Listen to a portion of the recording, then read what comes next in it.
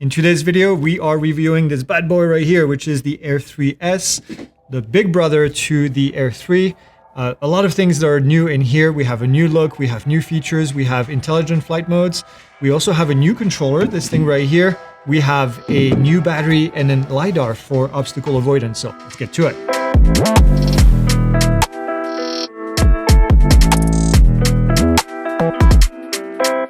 So first up, let's go ahead and take a look at the aircraft. I know that's what you guys are going to be interested in. Very similar in look to what we've seen before from DJI, especially from the Air series. Looks just like an Air 3, but with a few changes in the front and on the back. 42 gigs of internal storage. That's a big deal. I think this is the biggest internal storage that I've seen on a DJI drone to date, other than the Inspire, I guess, but that's slightly different. We also have two cameras in the front, which we've seen before in the Air 3 as well. The difference here is that the sensor is going to be a little bit different. Now, we do have the same 3-axis gimbal that you're expecting from DJI. Also, we have an aux light at the bottom of the drone. This is going to help us with seeing the drone as it comes down and light up the bottom of the area where you're going to be landing at night. Now, we have also the typical lights on the arms themselves. That's something that we've seen for a long time. There's a lot of vents on the side of the aircraft for airflow, which is great because these things, when they're sitting, especially when they're sitting on the ground, they kind of tend to overheat some models. This should be helping with that. We haven't had any issues during testing. We also have here the ability for this gimbal to pitch up to 60 degrees and then pitch all the way down to 90. Now, as far as a comparison, I always like to compare them to either the big brother or the small brother in the series, and then maybe what we have on the series above us, which in this case would be the Mavic 3, in this case the Mavic 3 Classic. And then on the lower end side, if you were interested in something maybe a little bit cheaper and a little bit smaller, we have the Mini 4 Pro, which is not a competitor necessarily, but if you have a Mini 4 Pro, you might be thinking this is a good upgrade. So we'll take a look at whether or not this is a good reason. Now, as far as weight, very, very close to what we had on the Air 3 with 724 grams. As far as flight time, some of you have complained about the flight time. We'll get to the actual flight time that we recorded in our studio in a few minutes, but on paper, 46 minutes for the Air 3, 45 minutes for the Air 3S, which is still, even though a little bit smaller, an amazing number on paper. And as far as zoom, we have the 3x optical zoom and then the 3x digital zoom on both the Air 3 and the Air 3S, so not a big difference. The big difference, like I mentioned before, is in the sensor in itself. 1/1.3-inch CMOS sensor in the past at 48 megapixel with the Air 3 for the main camera. With this new drone, the Air 3S, we get a big upgrade to 1-inch 50 megapixel. If you guys remember, if you've been around for a while, the Air 2 to the Air 2S, we saw a very similar jump in sensor size. I know a lot of you complained that the Air 3 did not have the 1-inch sensor that the Air 2S had. Well, here it is. Now we have it. Although I have to mention that the Air 3 was able to get really good image quality even with a smaller sensor than the Air 2S. As far as the camera itself, a slight difference in f-stop with the Air 3S, which is actually a little bit less light on paper, f1.8 over f1.7. I'm not sure that anybody can notice. We certainly did not when we put this on the camera chart, which I'm going to show you in a second. As far as compatibility with controllers, this is not compatible with the new controller. I mentioned it in the intro. This is the RCN3, which looks exactly the same as the RCN2, which is also compatible with this drone. The RCN3 is at the moment not compatible with the Air 3, but this might change over time. We never know how DJI is going to adjust any of these controllers to fit any other kind of drone. Also, a slight change in the frame per second on 4K resolution for recording. This will go up to 120 frames per second. The Air 3 was stuck at 100. Again, not that massive of a difference, but if you're someone that does a lot of slow motion, this might be of interest. Now let's get to the testing. We do our testing from a quantitative standpoint rather than qualitative as much as we can. Now we will get to the qualitative side when we get in front of the camera chart, but flight time, this is something that doesn't lie. Now we do our testing in the studio, and when we compare two drones, we do the testing at the exact same time. We tested the Air 3S versus the Air 3 to see how much of a difference we were going to find. The flight time that we got out of this was 33 minutes and 30 seconds. Now you're going to say, oh, that's a lot less than what's advertised. Keep in mind that we are at high altitude. When we tested this, the density altitude was roughly 7,000 feet. So the equivalent of being at 7,000 feet above sea level. You will get much better performance if you live at a much lower altitude. This doesn't mean that we can compare drones in the same exact setting. The Air 3 flight time was 1 minute and 45 seconds longer for us at 35 minutes and 15 seconds. Also keep in mind that these batteries on the Air 3 are a little bit older. These are brand new batteries in here, Air 3S batteries in the Air 3, Air 3 batteries in the Air 3S. Now, as far as how loud this thing is, 74 decibel, 1 foot away from the drone, 66 decibel, 10 foot away from the drone. Very similar results to what we saw in the Air 3. A couple pros and cons on the design here of this thing. Pro, we like the omnidirectional obstacle avoidance that you have in the front right here with this drone. It uses LiDAR. I'll get to more detail on that towards the end of the video. This has 2 lenses. We also like that. The 1X and the 3X, I think, is the perfect combination. When the first drones came out with the 2 lenses, we had a 5X option on the Mavic 3 series. I did not like the 5X nearly as much. From an image quality perspective, I don't think it was nearly as good, but also I think it was just too zoomed. I think the 3X is the perfect combination between the two. We also like the larger main camera, the sensor on the main camera, the 1-inch. You'll see that those results actually speak for themselves. Let's go ahead and talk about the controller. Is it this one? Or is it this one? Or maybe even this one right here? Well, you can see there's a difference, obviously, between these two, but between these two, not so much. What are these two? One of those is the RCN2, slightly older model, and one of them is the RCN3, and they look exactly the same, minus a little bit of text right here, and minus a few grams. I can tell you right here by holding this one, it's a little bit heavier. This is the older one, the N2, because this one has a slightly smaller battery in it, and then it's really hard to feel the difference, but it's there. 3.5 hours on the new one. I'm going to put this one away so we don't get it confused. 3.5 hours on this one. We would get 6 hours on the RCN2. Now this comes standard. It doesn't have a screen, which means that you're going to need to have a mobile device connected to it. You also have access to this thing, which is the RC2 controller, and we'll get to that in a second. Internally, this has a slight advantage. It has the OcuSync 4 transmission system, so technically a little bit better quality. As far as the RC2, which is this thing here, kind of the intermediate between our RCNX controller series and then the RC Pro, which is the black version that is a bit heavier, a bit better constructed. But this, to me, is one of my favorite controllers because of the price points, and everything that it brings. Think about this as the Air 3S of the category. This is the Mini, this is the Air 3S, and then the RC Pro is more for the Mavic series. So I think this is such a great combo. 700 nits on the screen, OcuSync 4, 2.4 to 5.8 gigahertz of transmission, and then 1080 resolution at either 30 or 60 frames per second. Like I said, very, very solid. I would recommend it all day long. Now, the difference between this and the RC Pro, the more expensive model, is that we don't have a 5-dimension button right here, which you can move. It's like a cursor. You can move around and click on it. Also, doesn't have the navigation button. Not as bright. Although 700 nits, to me, is perfectly fine. Even on a slightly bright day outside, you still be doing pretty good. And you can add some, screen covers on top. And then it doesn't have an HDMI out plug at the bottom, although now it is possible to plug in a USB-C to HDMI cable, and then you'll be able to get this on any TV. We actually just did that a couple days ago when we did the testing of the camera. We were able to send this signal into a Ninja, and using the Ninja, we were able to use false colors in order to verify that our screen was being lit correctly. Also, the other downside is that you cannot install third-party apps onto this one compared to the RC Pro. So if you're using like mapping, for example, if you're using the drone for mapping, then this may not be the best controller for what you want to do. Let's go ahead and talk about the camera in itself on this drone right here. And that's where we have a lot of comparison to show you. In still photo mode here, we can do AEB at 3, 5, or 7 photo interval. Although the 7-photo AEB is only available in the 12 megapixel mode. If you get to 50 megapixel, you won't be able to do that.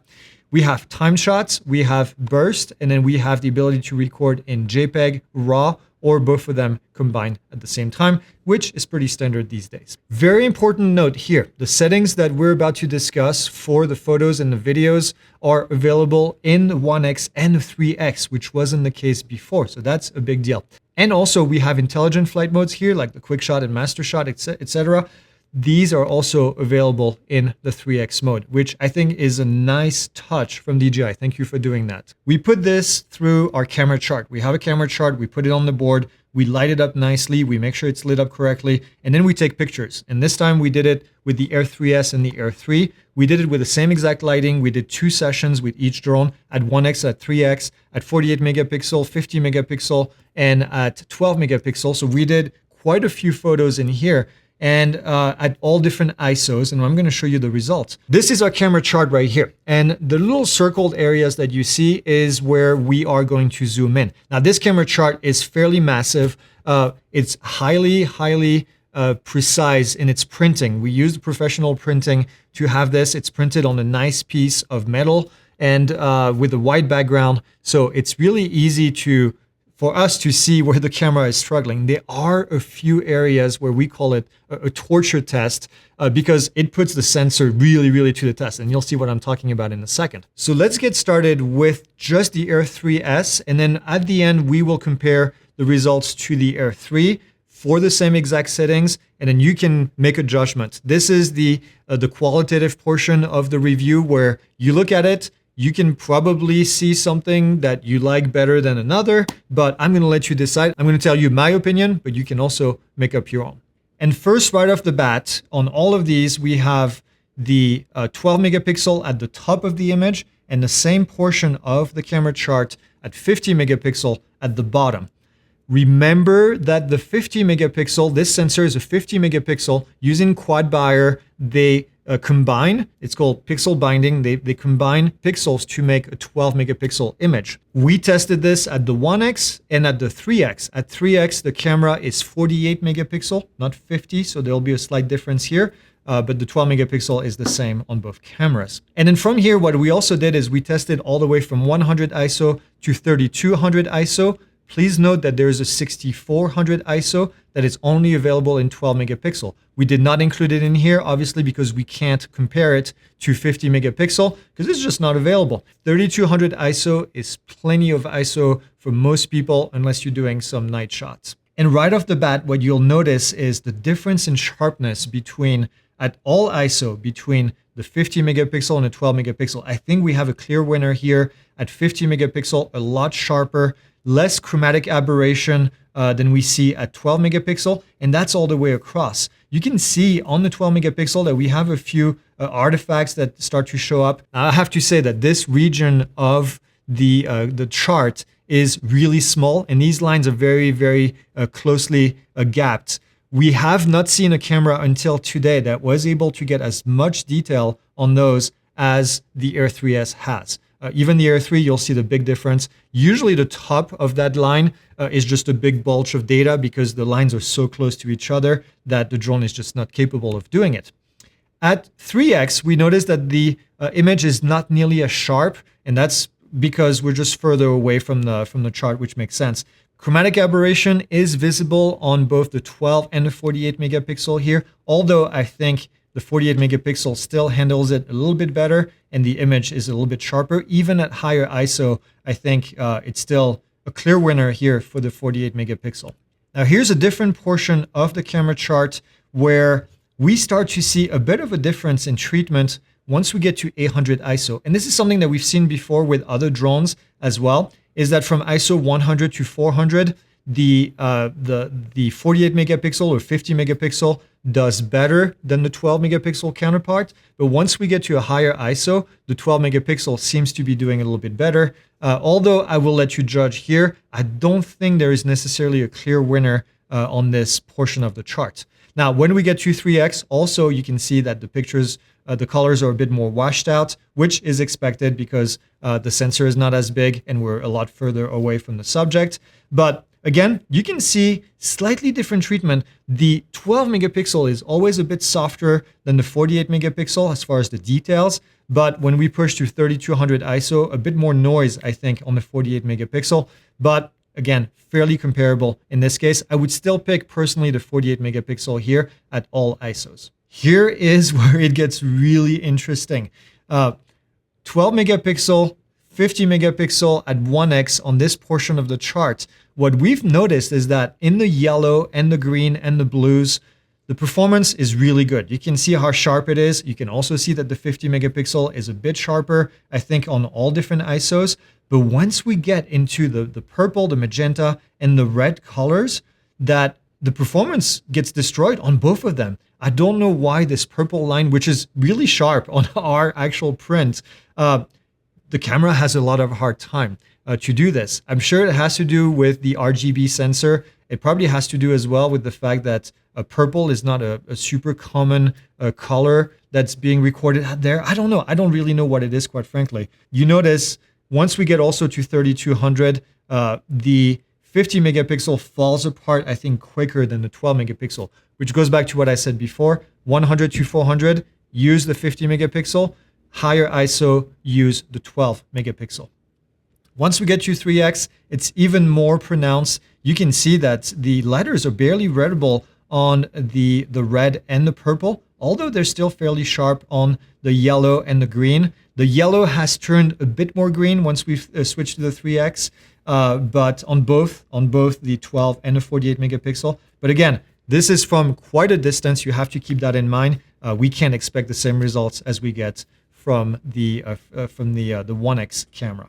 This portion of the camera chart is really interesting because we have actual texture popping out of the camera. So this grass that you see here is not a print. It's an actual swatch of green grass that we put. It's plastic grass. And then we put also a piece of sandpaper so you can see all the details or not see the details on the sandpaper. Again, same results as before. I think from ISO 100 to 400, 50 megapixel wins. And then above that, you want to switch to 12 megapixel, although it's not as obvious, I think, on this shot. At 3x, again, we see the same results. I think at 3200 ISO, the 48 megapixel really fell apart. You can see a lot more artifacts that are being created. I don't know if it's from the sharpening that's in the software, but again, I would stick with what I just said before as far as using one camera or the other, or one setting as the other. This is my favorite part of the chart because it's a bunch of little squares, and these squares always tend to create artifacts. 1x at 12 megapixel, you can see that there is a little bit of artifact that shows up in the squares that are on top of the image. And then the bottom line is my favorite because it has this one little section that always, we call it the torture test, always tests sensors because it tends to create a ton of artifacts that are purple, red colors, or blue, even like a tint of blue. And it almost never fails. But look at how good the 50 megapixel is doing in that section. We've seen cameras completely failing. As a matter of fact, I think the 12 megapixel is not doing so hot on all of those. Still some artifacts at 50, but still much better. I also think the bigger lines in the middle of the image are sharper with less chromatic aberration on the 12 megapixel, but it's not as pronounced as we've seen. On the 3x, same results. Although in this case, the 12 megapixel and 48, I think the difference between the two is not as pronounced. And again, 48 megapixel here tends to have, I think, a bit more chromatic aberration. But again, very difficult, I think, to find a difference between those two. So we're done with the Air 3S alone. This is what came out of this sensor. You can make your own decision, but I think it's fairly obvious. Keep in mind what ISO you're using, and then based on that, you can decide to use the larger part of the sensor, which utilizes all the pixel, or when it's combining the pixel into 12 million of them. I want to show you the difference here. We're going to start with 12 megapixel 1x between the Air 3 and the Air 3S. Let's take a look at the same portions on the chart and see how differently they've compared. Air 3 is always going to be at the top, Air 3S at the bottom. And right away, you can see that a bit more sharpness, a bit more contrast on the Air 3S right off the bat. And especially when we start to push towards the higher ISO. So I think here it's a win from the Air 3S for this portion. Some moire on the Air 3S. I have to admit here, I think the Air 3 was a little bit cleaner on the moire, but the upper part of the chart, I think the Air 3S wins. Here's where it was really interesting. Air 3 at the top, look at the red compared to the Air 3S. The Air 3 red, I think, is more red. On the screen that I'm looking at, which is calibrated, it's a good quality screen. The Air 3S tends to have a bit more purple into it. It looks a bit more towards the magenta than it is towards the red. I do like the Air 3 red better. I don't know how it would translate in real life. I haven't really noticed that much of a difference on real pictures. Maybe if you take like fall pictures, this is fall, and you have red leaves, then you might be able to see that. But in terms of the ISO, I think the treatment on high ISO is much better on the Air 3S than it is. It looks like the Air 3 starts to fall apart around ISO 800. The Air 3S stays pretty strong all the way to ISO 3200. Let's go back to our portion of the chart where these drones had a bit of an issue on the red. And you can see, again, the red and the purple here are looking slightly different. I think the purple is a bit more washed out on the Air 3 than it is on the Air 3S.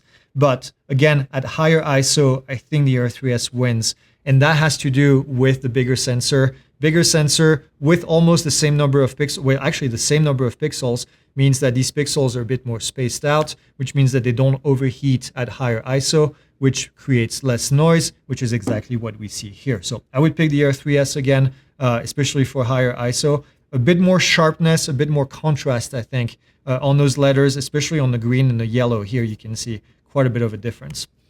On the green grass and then the sandpaper, I think we see again the ISO difference. I think that's going to be a theme all the way across.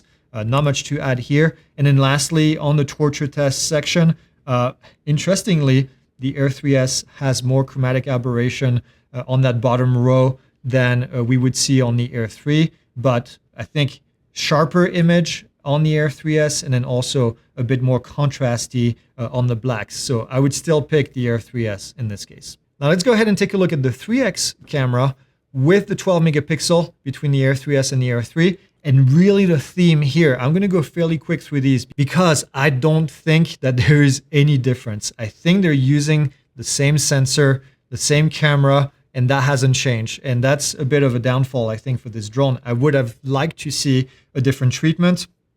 But look at this. As a matter of fact, I think the Air 3S has a bit more chromatic aberration on the bottom part of the image. And then on the Air 3, I think there's a bit more moire that shows up on the top part of the image. But it's hard right here to really see that big of a difference. Look at this one. Same thing. I had to verify that we were using the right files because I'm looking at both of them and I, quite frankly, can't see much of a difference. I don't know if you can. If you do, leave it in the comments. But to me, they look exactly the same. Same ISO treatment, same noise, same sharpness. It looks like the same exact camera. Same thing when we get to that portion where the purple and the reds were not doing good. Neither of them is doing good. The noise level is the same on both of these cameras. So if you're using the 3X a lot and you have an Air 3, there's no reason to upgrade to the Air 3S. You're not going to get any better quality. Same thing here, and then same thing on this one as well. You can almost see the artifacts being in the same location. Yeah, I really don't think we should spend any more time on this one. Now let's go to 48 megapixel or 50 on the Air 3S and 48 on the Air 3 at 1X. You can see here a clear difference, a clear winner at 50 megapixel on the Air 3S. Look at 100 ISO, how sharp these lines are. Not that the Air 3 is doing anything bad, but much more clarity, much darker. The blacks are blacks. When the Air 3, the blacks are a bit more gray, like a dark gray. And then same thing when we get to push the ISO, you can see that the Air 3S does not fall apart nearly as quickly. So clear winner here, and we've seen that before. I think the Air 3S is great. Same thing on the on this portion of the chart here, where you can see, especially at higher ISO, once you get to 800, 1600, 3200, the Air 3 started to fall apart. Could be because of that difference in 2 megapixel. 2 million pixel is quite a bit on that 1-inch sensor. So again, I would pick, although the reds look different. Again, I think we have a bit more magenta and a bit more pink into the Air 3S. Same thing here, very, very obvious. Look at 3200 on that purple line. We could not even read the letters on the Air 3. You can read most of it. You can make sense of it on the Air 3S. And then that goes true for, I think, 800, 1600, and 3200. The Air 3S doesn't fall apart nearly as quickly. And then you can see it again here at 48 megapixel, 3200 on the Air 3. It is a lot of artifacts that shows up right in that white area between the sandpaper and the grass. So confirming what we've seen. And then this section as well, a lot of purple moire that shows up on that little cube at the bottom of the image here in the Air 3, but not necessarily on the Air 3S. So clear winner to me here at 1x. You want 50 megapixel. And if you've been having issues with your drone with the image quality on the Air 3, it might be a good reason to upgrade, although I don't think that's enough to do that. I'll let you decide on that one. 3x, what can you expect? Probably not big of a difference because, well, like we said before, it's, I think, the same camera, the same sensor, and the same everything. And you can see the results right here. Very, very similar. They look almost exactly the same. I think the difference can be attributed to just being two different drones. We did the same exact lighting, one after the other. So there should be not any outside factors that come into effect here. Same thing on this image right here. I'm going to go through these pretty quickly. Same here. It falls apart the same exact way when you get to a higher ISO. And then, you know, all of these look very much the same. All right, let's get this out of the way and let's go ahead and talk about the resolution for the video mode. You are able to do 4K on this drone at a whole lot of different frame per second, including all the way to 4K 60. And then we have slow motion that can be up to 120 frame per second. At full HD, which is 1080, you're going to be able to go to 240 frame per second when you get to slow motion mode. And then this has the ability to do vertical mode at 2.7K. Now, granted, the image, the camera itself does not rotate like it does on the mini series, but you'll be able to still do 2.7K here up to 60 frame per second. As far as the video modes, you have the normal mode, which is a 8-bit 420, if you know what that means. We also have HLG or D-Log M available at 10-bit, again 420 as well, no 422 on this drone. Night mode, which allows you to go to ISO 12,800 and up. You can go to 4K 30 frame per second. Let's go ahead and take a look at a quick clip of comparative video footage so you can see what it looks like outside with actual videos.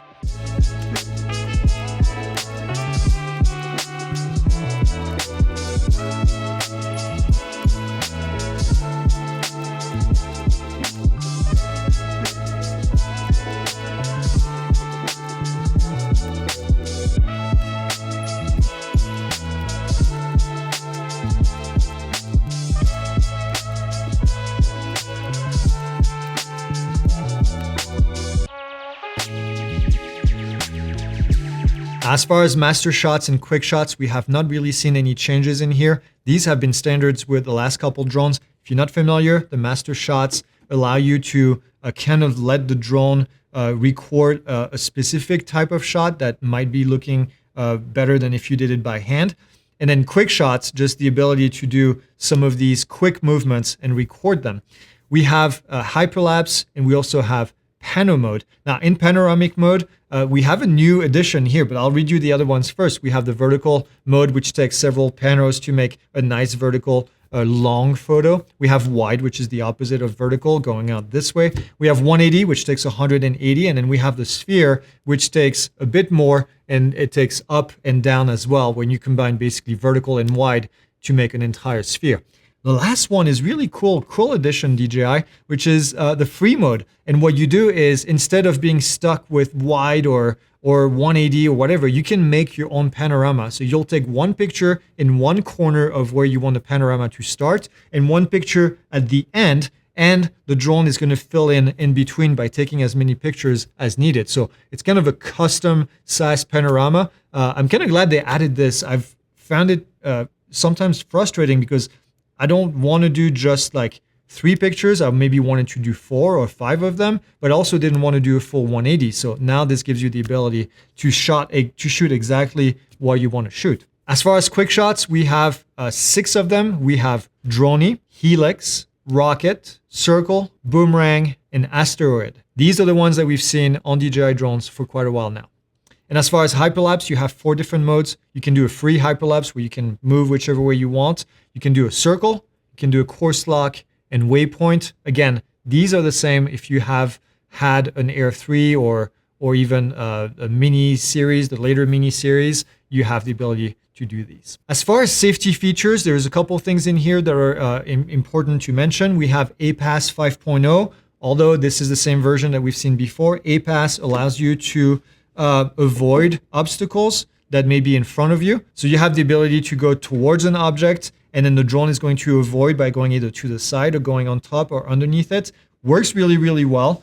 We've tested it before on other drones, and we always had great results. You also have Smart RTH, Return to Home. Now, this time it utilizes the LiDAR technology that's on board of the aircraft. Otherwise, it works exactly the same. Now, speaking of LiDAR obstacle avoidance, this is new, but the behavior is exactly the same. This allows the drone to get maybe a better look at the objects that are around you than it did before when it used the camera. But as far as limitations, there is still limitations. LiDAR cannot detect obstacles that have what's called reflectivity more than 10%. And so glass or water, this is not going to be able to notice it. So if you're heading towards a mirror, for example, it's not going to be able to detect it. But that's how LiDAR technology works in general. All right, let's get to the final thoughts on this aircraft here. What I really loved about this, the f1.8 wide camera gives you really good low light performance, especially compared to the Air 3 and what we've seen before, especially at 50 megapixel. We have a much larger main sensor here, which I think should have been in the Air 3, quite frankly, especially coming from the Air 2S that had a 1-inch sensor. I don't know why DJI decides to do an S version of the Air every single time. Just come up with an Air 3 and then call it, and that's it. So that people don't have to wait for the Air 4S or the next one. Just do the Air 3 and that's it, just like you do a Mavic 3 or just like you do a Mini 4, okay? We also like the different video mode available in 1X and 3X. I think that's a nice touch. And then the battery compatibility between the Air 3 and the Air 3S, I think, is also a big deal, which wasn't the case when we went from the Air 2 to the Air 3. Now, what I didn't really care for is not much of a change in image quality in the 3X. We saw that in our testing compared to what we saw in the Air 3. It would be nice to get a new camera. Now, I'm going to put something out there. I don't know if DJI is watching, but if they are, I would love to see a drone that has one sensor with different lenses that just rotate in front of the sensor. Do a nice little mechanical rotation of the lens here. I never swap lenses in flight in the middle of a recording, so I don't need the ability to zoom. I want to be able to stick with 1X or 3X when I start my recording, and then that's it. So why not have just one lens that you just rotate from one position to the next, and maybe you can do 3 or 4 or 5 of these at different length, focal length. I digress. This is on my shopping list. This is on my wish list. So please add it. Also, the fact that you still cannot install apps on the DJI RC2, but I can understand that's what differentiates it from the Pro or the Pro model. And then the gimbal cover is a bit difficult to get on this drone. We didn't really get into too much detail of this, but this has been a battle. It's such a hit and miss with every drone, but especially with DJI. Every once in a while, they come up with a great gimbal, and then the next time around, boom, they mess it up. Also, the AEB that's reduced to 3 shots and 5 shots on the 50 megapixel. You don't have access to the 7. I don't know why, but it would be nice to be able to do 50 megapixel images at also 7 pictures in AEB. And then the slight loss of battery performance, although I have to say I can understand why. We have a LiDAR unit now in here. It's got a bit more technology. That is likely the reason why it is changing. You might be asking, should you upgrade from your Air 3 if you have one? And my answer is going to be probably not. I don't think there's enough of a change in here. We did see a bit of an increase in image quality, but I think for the average person, this is not something that you're going to notice. You're not going to notice that your photos on the Air 3 are not nearly as sharp as they might be on here. Or if you are using a higher ISO on a regular basis, then maybe it is, but otherwise I don't think so. This is a great drone. This is my new favorite. The Air 3 has been my favorite for a long time. I would probably even buy this over a Mavic 3 at the moment, just because, well, first off, there's a Mavic 4 coming around the corner, but also because I think this has a bit more technology now. The Mavic 3 may have the 5X, which I don't think is as useful, but I think for the price point, they hit it out of the park again. When you get it with either this controller, this combo right here, this drone with this combo, with this controller here, I don't think you can beat it today. For price, for performance, for everything. So go out and get one, and then we'll see you in the next video.